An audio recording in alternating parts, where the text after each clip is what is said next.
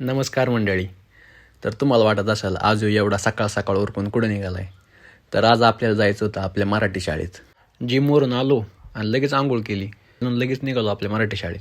तर ही आहे आपल्या शाळेची कमान. जिल्हा परिषद प्राथमिक शाळा देलवडी, तालुका दौंड, जिल्हा पुणे. शाळेच्या एंट्रीलाच मध्ये असा सिमेंटचा रोड आहे आणि त्याच्या दोन्ही बाजूला मस्त अशी झाडांची रांग आहे. मित्रांनो, आज होती आपल्या शाळेत या छोट्या वारकऱ्यांची दिंडी. सकाळ सकाळ सगळेजण असे पारंपरिक कपडे घालून आले होते. रांगोळी काढली, मग त्यानंतर विठ्ठल रखुमाईचं पूजन केलं. हा जो विठुराया झालाय तो आपला कार्तिक डॉन आहे. आपल्या मराठी शाळेचं हेच वैशिष्ट्य आहे की ही शाळा फक्त आपल्याला शिक्षण नाही देत, आपली भाषा, संस्कृती, परंपरेचे जतन करायला शिकवते आणि आपले सण, उत्सव, संत साहित्य, शिवचरित्र याबद्दल बी माहिती करून देते. यानंतर या सगळ्यांचा एक छोटासा फोटोशूट केला. सर साऊंड घेऊन आले होते. मग सर्वांनी गोलरिंगण केलं व साऊंडच्या ठेक्यावर ताल धरला. कोण फुगडी खेळत होतं तर कोण नाचत होतं.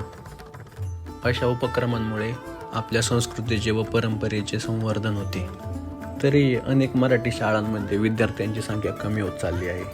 परंतु मराठी शाळा बंद होणे ही केवळ शिक्षणाची समस्या नाही, तर भाषा, परंपरा, संस्कृती जपण्याची चिंता आहे. ही दिंडी पूर्ण गावभर फिरवली जाते.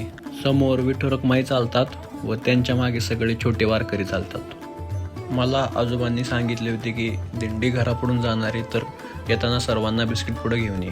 बरेचसे वारकरी आपल्या घरासमोर रांगोळी काढून या दिंडीचं स्वागत करतात व महिला विठ्ठल रखुमाईचं पाय धुवून त्यांचं स्वागत करतात. मी या दिंडीचे काय सिनेमॅटिक्स काढले आहेत ते तुम्हाला दाखवतो.